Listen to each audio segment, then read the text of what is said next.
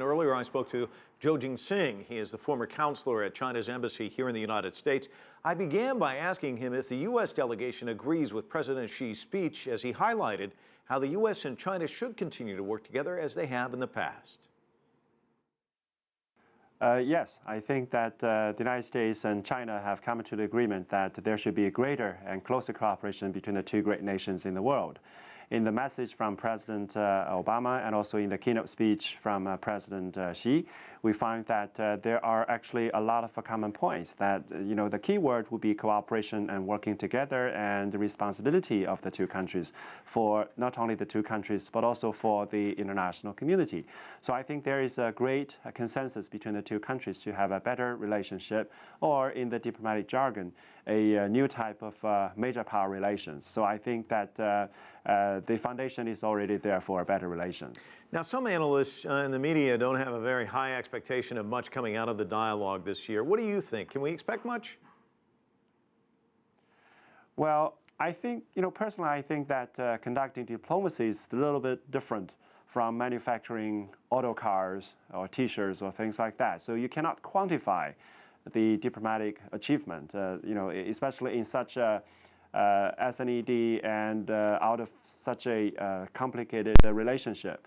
But again, I think there are a lot of deliverables, and not only at the strategic level, mutual trust and mutual confidence will come level. At the micro, at the specific issues, I think that the two countries have already had discussions on the protection of wildlife, and they also had special sessions on climate change. A lot of agreements have reached in those two areas. And in addition, the two sides are also expected to make greater progress in the BIT, the Bilateral Investment Treaty. But again, BIT, this bilateral relationship is so complicated that you cannot expect all the issues and all the problems be settled within 1 or 2 rounds of consultations. We have to do it bit by bit. Yeah, the media always wants those big headlines, but it's important to keep the dialogue going. I think that's the overall sense, isn't it? Despite the differences between these two enormous powers, you have to keep this conversation going, don't you? Yes, I think so. I think that there are a lot of dialogue mechanisms. According to the inconclusive statistics, there are over 90 dialogue mechanisms between China and the United States, covering from political, economic, to people-to-people exchange, and to many, many areas between the two countries. So this is a very complicated and important bilateral relationship, and it calls for great care. And at the strategic level, we should keep the dialogues going, and between various levels between the two countries.